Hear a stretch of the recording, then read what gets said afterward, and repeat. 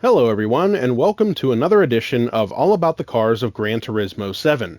In this video, we're going to learn all about the 1980 Renault R5 Turbo. I should mention that this car can only be purchased at the used car dealership on Gran Turismo, and it sells for 151,900 credits. Now, as many of you probably already know, the used car dealership rotates its vehicles available daily. So the vehicle may not be available for you to purchase right now as you're watching this video, but it will eventually rotate back into the used car dealer and you'll be able to purchase it then. So I'm going to click on this car and we'll look at some of the specs. It comes stock with 410.61 performance points. It's an MR drivetrain, meaning that the engine is situated at the middle of the car and the rear wheels drive the car. The maximum power available stock is 159 horsepower at 6,000 RPM. It weighs just over 2,100 pounds and is turbo aspirated.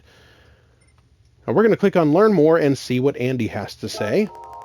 The R5 Turbo was among the hottest rally cars in the 1980s. While the base R5 came as a front-engine car, Renault converted the R5 Turbo into a mid-engine machine. This improved the car's off-road balance, resulting in numerous rallying championships all over the world. It's fair to say that the heavy rear could be a bit jittery at times, but its unique driving character makes it more appealing to many tarmac rally drivers. Now, that's everything we can learn about the car from the used car dealer, so we're going to back out to the main menu and go to the garage, where I will get into this car because I do own it. Click on Change Car and scroll all the way down to the R's for Renault. And here we are. I'm going to click on this car, we'll listen to the startup sound, and then we'll learn some more.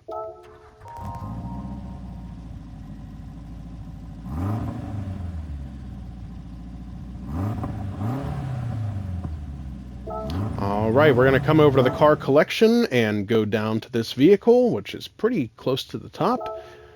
And we'll read this description about it. The rear mid-engine layout and ultra-wide rear fenders of this Renault hatchback set the 1980s auto industry on the right track.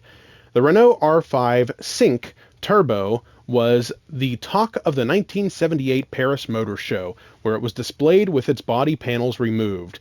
While this first model was only a prototype for entry in the WRC, the vehicle came on the market in 1980.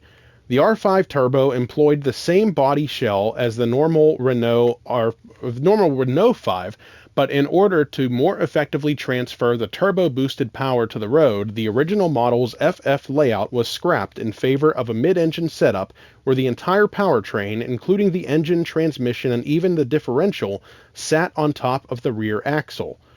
The engine was a small, water-cooled 1,397cc OHV inline-4, but thanks to its Bosch K Jetronic fuel injection, Garrett turbocharger, and air-cooled intercooler, maximum power and torque were raised to 159.8 horsepower and 162.7 foot-pound of torque for a truly substantial boost in engine performance, representing a 1.5 times increase in power over the basic Renault 5 and a 3.3 times increase in torque.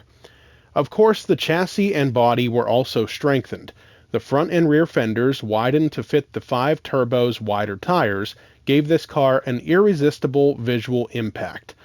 A big spoiler was also mounted on the top of the rear hatch, as well as a large air dam in front. As a result of the extensive makeover, this 2,138-pound car was able to produce some astonishing performance figures.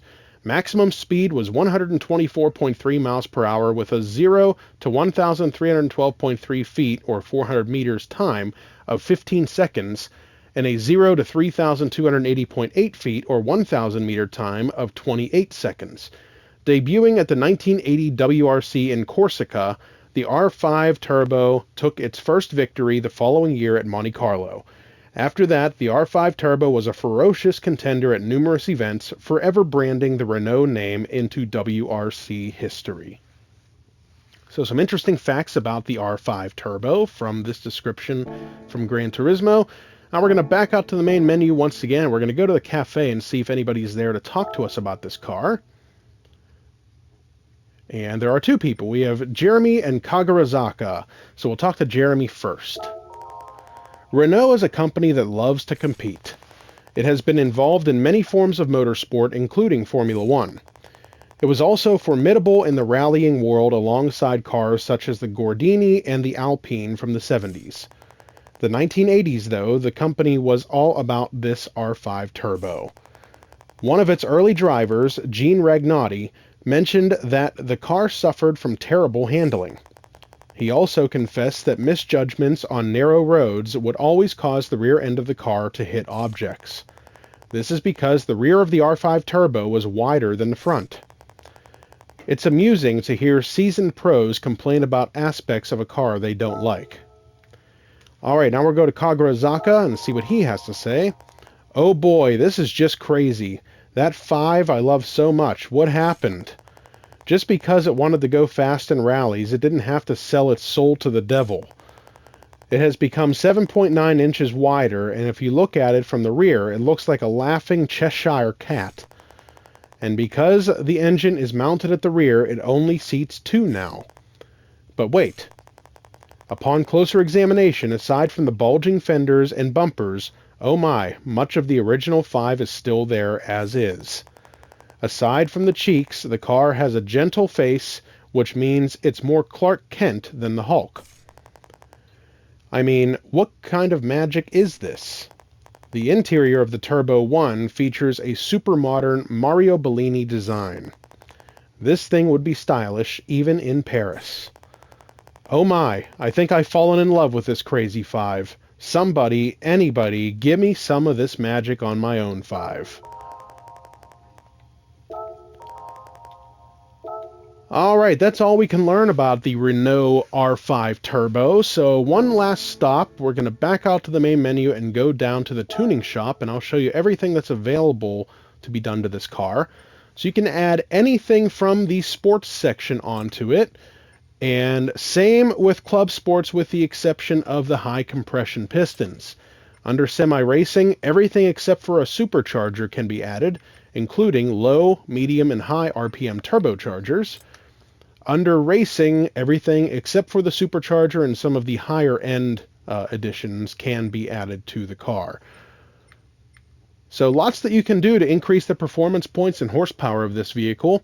That's all we can learn about the Renault R5 Turbo from Gran Turismo 7. So I hope you enjoyed the video, and I hope it helped you to determine whether or not you'd like to add this car to your collection.